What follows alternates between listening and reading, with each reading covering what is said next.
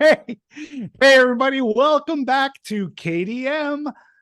Brand new. Are we brand new? Well, yeah, the brand new polished movie Newish. review show. The newish movie review show. KDM standing for Kit Dimitri Movies.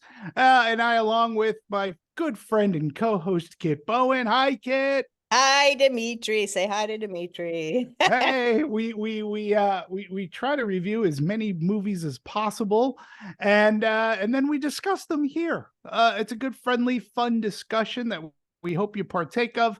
And today, ladies and gentlemen, today Destiny has brought you this movie review, along with a lamb chop. Of course, I must be referring to none other than Napoleon. And I was paraphrasing a actual line of dialogue from the movie, of which I will make fun of later, being that I'm Greek. I'm allowed to. Yes, Anyways, you are. yes. You are. You are. So we always start off with we always it's a review show, so we review the movie. We start off with our opinions. I always defer to Kit first because ladies first, always when you're trying to be a gentleman. Yeah, And Kit, okay. what did you think of the 5 hour Napoleon? Wasn't that bad? Wasn't 5 hours, 2.5 hours. Oh yeah. Well, there isn't a description for this or a synopsis for this that's very convoluted and tried hard to explain, like some of our other films that we've been talking about. But basically, it's the life and times of Napoleon Bonaparte, one of France's most infamous, I should say, and also for a little while there, successful leader. Is he infamous or infamous? You know what movie I'm referencing right there, No, right? I don't. The No. Three Amigos. Oh yeah, that's not one of my faves. Sorry. Oh, good God. All right, go back to your Napoleon. Anyway, Oh. yes. He he rose How to dare you? prominence right after the French Revolution. He was a general or a soldier or whatever in the army, and he had some interesting and successful ways of regaining some ground that was taken over by the British. The age-old battle between France and England. France, I said. Did I say France? France and I England. think you said Brant. Yeah, that's British. okay. I was doing the British France thing. Anyway, We'll fix it in it's Friday. post. It's Friday, guys. It's It's the end of Brexit. the week. It's the end of the week. So it's directed by Ridley Scott. Joaquin Mhm. Phoenix plays Napoleon. So, right away you've got a little bit of cred to it. With Joaquin reuniting with his Gladiator director, who actually guided him to a Best Supporting Actor nomination for his role as the evil Roman person, Caesar, whatever the hell he was, in Gladiator. So yeah, so there was a reuniting of that, and then also Vanessa Kirby plays Josephine, who was historically Napoleon's love of his life, a woman that basically he wrote to and whatnot for his entire life. They wrote to each other, well, not entire, from their time that they met to the end of their lives, I should say. Felt like an entire life. I you know what? I know you didn't love it, but I didn't love it, but I liked it.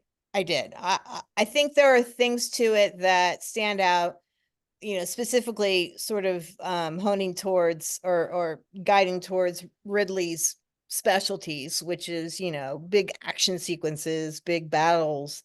He's very, he's very good at that as a director. He absolutely can portray a battle scene really well. And I was fascinated by the fact that Napoleon really was, for all that we've heard about his who he was as a person. I mean, I guess there's a lot of misconceptions that he was really short, and there was the whole Napoleon. Well, we'll get into that in a little bit. But suffice to say, he was a military, you know, genius. I mean, he crafted some amazing, ways of fighting, and surprising the enemy and hiding and just all the things. And he apparently was dead spot on cannon fire. Like he knew exactly how to position cannons to fire the most effective thing. That scene where they're running on the ice, oh, I thought that was an amazing sequence where the enemy is running, it's basically retreating on this big giant lake of ice, and he's just shooting cannonballs right into it, and they're just falling. I thought that was spectacular. Yeah. Now, the other parts of the film I felt were kind of pedestrian. I mean, he really doesn't take any creative liberties, Ridley Scott, in telling the story of Napoleon and, in his life. Which, I think he could have. I mean, when you have someone like Joaquin Phoenix, you really could hand him something interesting to work with, and he would do it. So those parts of the movie, I was a little disappointed. Let's just say that. I thought maybe there's a little more drama in his life than there actually kind of was. I thought Vanessa Kirby was amazingly brilliant. I just love her as an actress. I like looking at her. But I also feel like she was kind of didn't have a whole lot to do either, I mean, apparently their marriage was, they definitely loved each other, but she couldn't give him children. So, he had to eventually divorce her so that he could have someone that could give him children, but he still loved her deeply and still wrote to her and whatnot. So that part of the film for me, it was not as strong as the battle parts. So yeah, overall, I enjoyed it. I didn't feel it was way too long. I mean, it got a little bit towards there. I'm like, okay, are we almost done? But not quite the same feeling I've been having for the last few films I've watched that are over 2 hours, where like the Hunger Games, where I'm like, really, we have another 45 minutes? Are you kidding me right now? That's how I felt this entire award season. Yeah, Like it's it not seems great. like 2.5 hours seems to be the limit, yet only a few movies have warranted that runtime before Killers of the Flower Moon for me is the worst, though. That's an absolute hands down longest bullshit that I can sit through. I did not enjoy that. And that was 3 hours. I know. I was like, yeah, that was almost 4. Yeah. So yeah. So I found this interesting. It's not by any stretch the best Ridley Scott movie. And it's also by stretch not the best biopic I've ever seen. But there were parts to it that I found fascinating. And obviously, with any biopic, for me, if I learn something new about a person, or I see something interesting, then for me that makes half the movie for me. And so those are some of the things I saw in this. I thought, like I said, definitely the cinematography, the set design, all of that, all spot on, but just sort of pedestrian in the slower parts of the film that I felt could have been spruced up. So that's my opinion. Well, we go can ahead. talk about the Oscar. Well, after you give your sure. then we'll talk about Oscar chances. Yeah. I guess I kind of felt the same way you did, except to a lesser extent of liking it. To me, this is a very okay. Before I get into, I was really looking forward to this. This also has been the award season of disappointment. There have been a handful of movies, a good handful of movies that I was really, really looking forward to, and they've just disappointed. Like it's like, oh, good God. It's like no. And this one burst out of CinemaCon this past year, and they showed the battle scene that you described earlier, the one on the big ice pond and stuff, and it looked very epic. And I was like, wow, okay, how can this not be within the running? I mean, Joaquin, like what they showed at CinemaCon, everybody looked good. Joaquin looked great. Vanessa Kirby looked great. The production value looked fantastic. I love the fact that it was going theatrical. But at the end of the day, it's just an extraordinarily very expensive history lesson. Yeah. That is a total mixed bag. On the one hand, as you said, and not to be overly repetitive, but the battle sequences were filmed, to me anyways, they appeared to be very old school, like Cecil B. DeMille, The Sword and Sandal, those Bible epics in which they actually had extras, not CGI things going on. There look to be CGI blood, but that's one thing. But as far as the people go, Ridley Scott filled up vast space with a lot of people. So these battles were huge. They're epic. And yes, they are epic. They are the meat of the movie. And I wish that they had made up battles, because the in-between part, the narrative really was wonky at best. That included clunky dialogue. And I was joking at the top of the show, but Joaquin Phoenix as Napoleon literally exclaims, "Destiny has brought this lamb chop to me." And I was like, wow. Or, "I hate them because they have boats," or something. Like, there was laughable dialogue in this movie that you know, as good as the performers are, they just couldn't overcome it. And then there were characters that literally show up.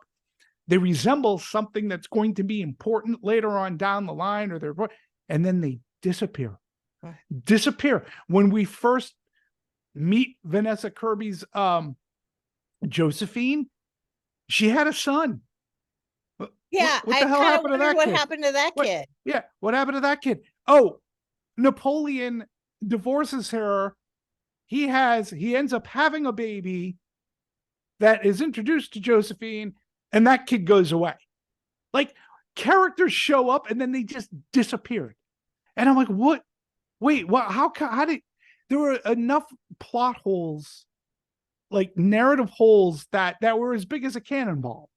And that bothered me. Like, when you're spending that much money on a movie and a script, like, how do you not, like, do you actually think the audiences are that dumb that they don't pay attention?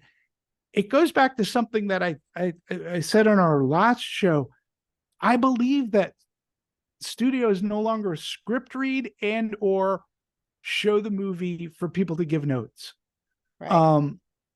From what I understand, Napoleon was a very long, like the first cut was about 4 hours. It seemed like a lot of that was cut out, but I think they cut out the narrative part and just kept all the battle sequences. Yeah, and I didn't like Vanessa Kirby. I thought Vanessa Kirby was like a shoo-in for Oscar contender. I don't think, outside of direction, because I don't think it's her think... fault. I just don't think they gave her. Maybe she did get a lot of her stuff got cut out. Who knows? But I just don't feel like they used her the way they should have. The trailers did a good job, because they did make it appear as if she was going to have a stronger part. Hold on him. Yeah. Like more of a Lady Macbeth type. I thought that's how I saw it. Yeah, and that didn't happen really.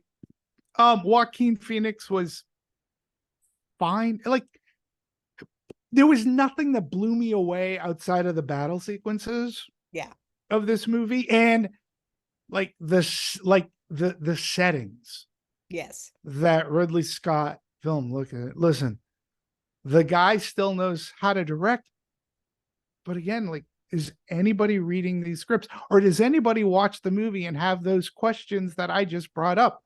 What happened to Josephine's son? What happened to the kid? Now I'm actually, let's go back to that for a second, because was he really her son, or was she using him? Like, was he her nephew or something? That's what the daughter, she had a daughter too, and the daughter did finally come back up again. So that was the one actress, it was the older actress, was her daughter.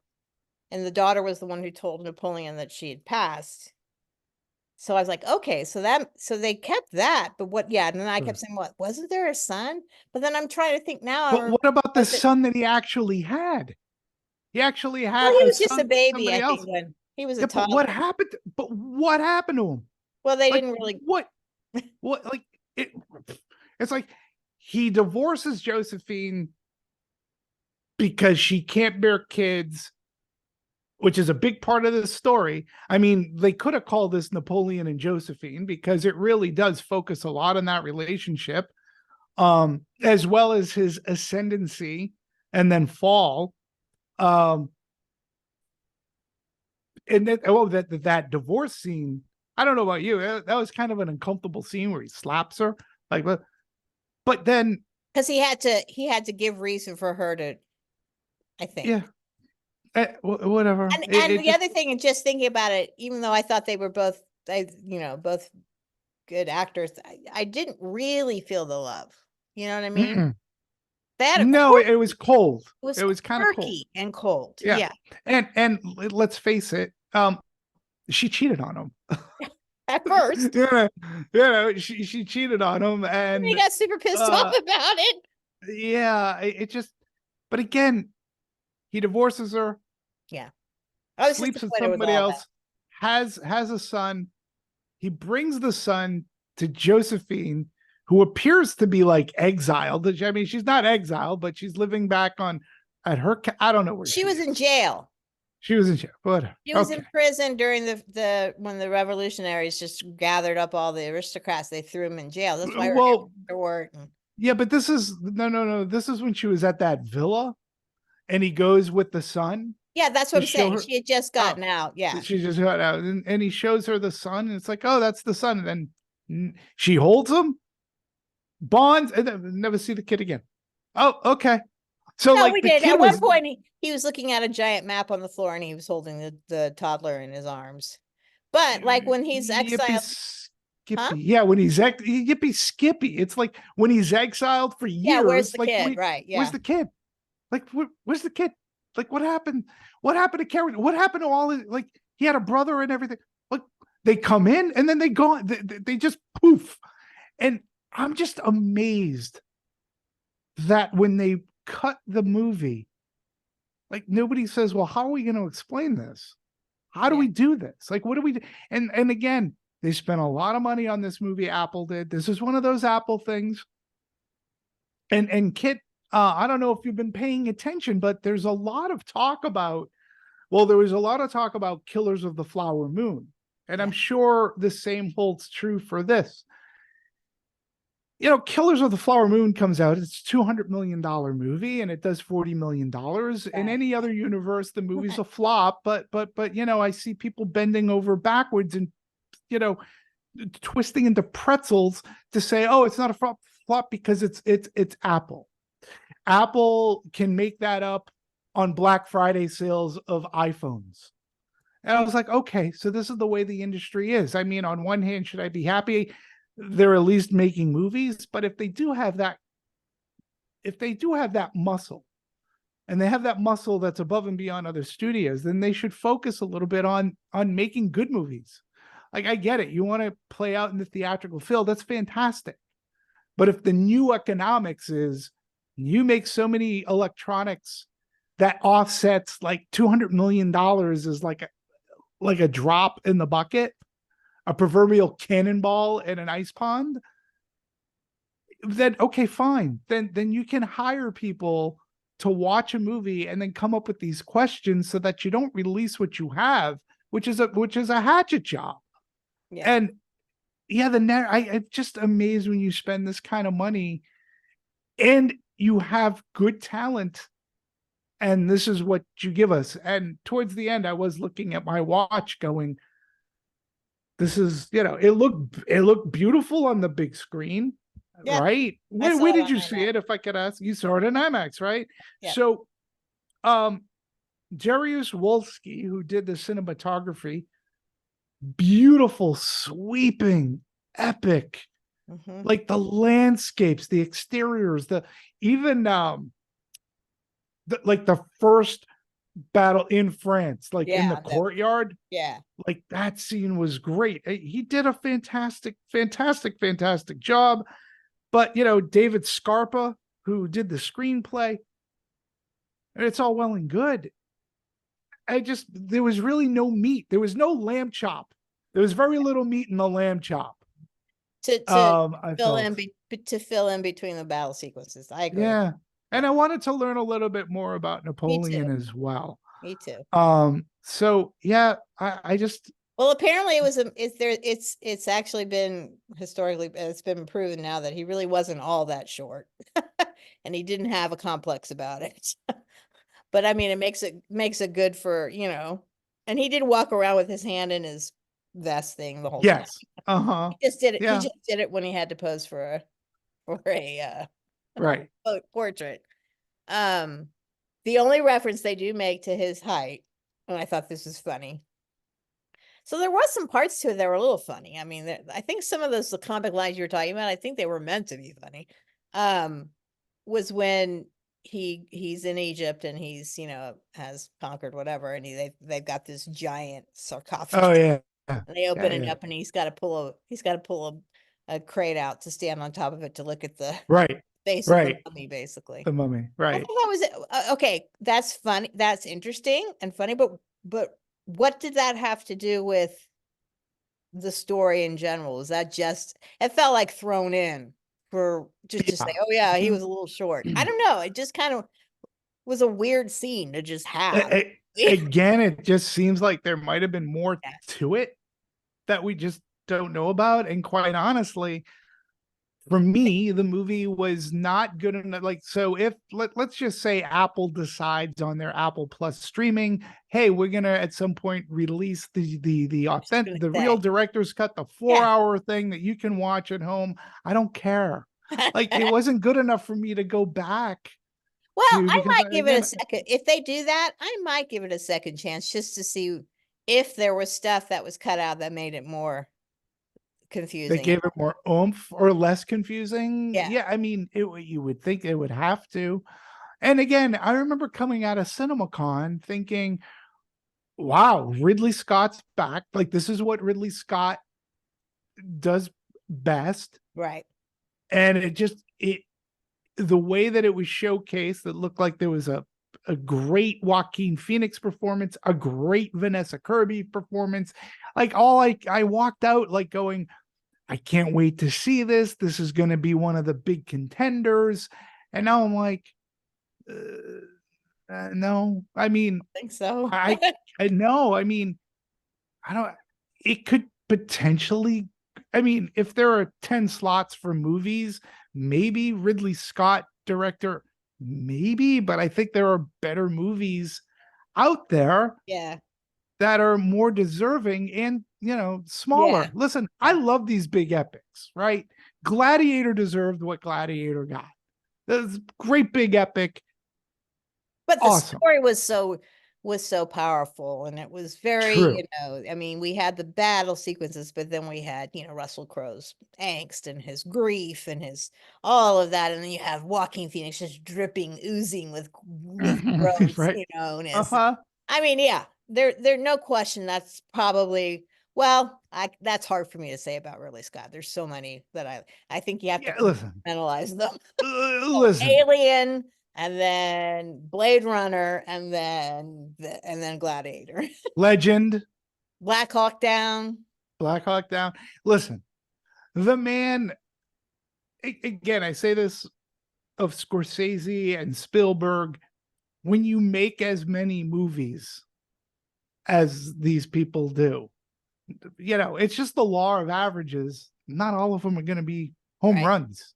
There'll be a degree to which you like and or dislike some of the movies. They're not all going to be great. Not every movie is meant to be great. Napoleon is a hard fact of that the movie's not great, but I was disappointed because I went in with high expectation. Right. And it almost delivered. Yeah. Like on some, so stuff, Joaquin Phoenix, I don't think he's gonna get. I mean, I don't think anybody's gonna get actors. No, I don't know. I don't think so either. Because the acting category is really kind of starting to fill up. Kind of. You got Bradley Cooper. You've got probably Paul Giamatti. Maybe Jeffrey Wright. You've got maybe Nicolas Cage for Dream Scenario, and then who knows. So yeah, it's filling up already. But I'd still give this 3 stars. That's my star rating for this. I give it 2. I'm just below you. It's just like, I mean, we had a 2.5-hour Hunger Games movie. I forget the movie we did. I mean, this season, man, such a disappointment between Napoleon, Hunger Games, Wish, Yeah. Wish hurt me here. Like it really did. Wish hurt me here. Wish was the very first in all my years of going to the movies since I was 5, brought up on Disney. You and I, we like we celebrate Disney animated Mhm. movies. We grew up with it, and Wish was the first movie I literally gave the finger to. Like I was amazed as to how horrible that movie was. Um, but other movies like I had no, I'm sure we'll talk about movies like The Color Purple Yep. at some point. These other movies that I didn't have huge expectations for, like American Fiction. But the movies that I've had high hopes for haven't really delivered. And Yeah. it's too bad. It seems this is a very weird award season Yeah. thus It is. far, and it has nothing to do with the strikes. Nope. I mean, you could say, well, they had to move Dune. Whatever. What's Dune gonna do? That's not Yeah, gonna. what's Dune Maybe gonna do? special effects or set to, Like, production yeah, design. what's Something like that. I mean, I don't think Timothy it's so Chalamet. it's so funny that the beginning and the middle part, like the summer, Yeah. those are the movies that, Beginning of the summer. yeah, those many of those movies that we looked forward to, like Oppenheimer and Mission Oh, I forgot Impossible about and stuff. Cillian Murphy. I mean, that's the 5th nomination right there. 100%. Right. So I just named the best actor category. I don't know. Jeffrey Wright might be a little. I haven't finished watching, but I definitely think that Bradley Cooper. I'm not sure about him either, but Bradley Cooper. Oh no, the total gonna get nominated. Yeah. All right, I think so. You haven't seen the movie yet, so yeah, I don't think it's gonna. I don't think he's gonna. I oh, could be wrong. I just don't think it's gonna happen. oh, I do. Big Yeah, time. Big time. We'll see. it's a Netflix Well, anyway, movie. so we will actually, guys, we will be doing a podcast here towards sometime in December here in the next few weeks. We'll do kind of our wrap up of what we loved this year and maybe some Oscar predictions. But we actually probably more of wrap up of what we liked. And then beginning of next year, we'll do our Oscar predictions because that's kind of when it starts to heat up. Yeah, and don't forget, there's the Hollywood Creative Alliance award show, which is at the very, very beginning of January. We've got January 6th and then January 8th for television. January 6th is the movie. But we can always towards the end of the year, maybe, or before I leave, we can always talk about, it's always fun to talk about our favorite movies of the year and our least favorite movies of the year. You have a way bigger list than I do on that because movies I know I'm not going to like, I didn't go see. So. Well, maybe I should take a page from your book because, I've just been getting tired of walking out of theaters angry, because it's just a shitty drive home. After it's I'm like Yosemite Sam, leaving the theater going fucking fucking movie, fucking with the damn movie. And then I come home and I can't even fall asleep because and that's been happening a lot this time of year, which is very rare. Yeah.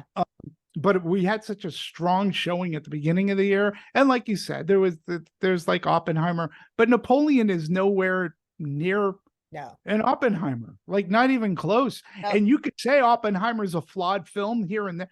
Yeah. It's not. That was a history lesson I wanted to learn and watch. Yes. Yeah. Well, but I felt the same way going into Napoleon. Yeah. I'm telling you, they did a really good job at CinemaCon getting exhibitors excited for Napoleon. They did a fantastic job in doing it. And I felt that same way. It's like, this looks epic. I'm going to come out, maybe learn something new, and this will be fun. Yeah. Well, folks, I don't know what you thought of Napoleon. If you put in the time, the 2.5+ hours, and being that if you started at a theater, that meant at least 3 hours because of the trailers. So what did you think about your 3-hour sojourn and watching Napoleon? Please let us know what you think. We do appreciate all you fine folk watching, but we love to have the conversation.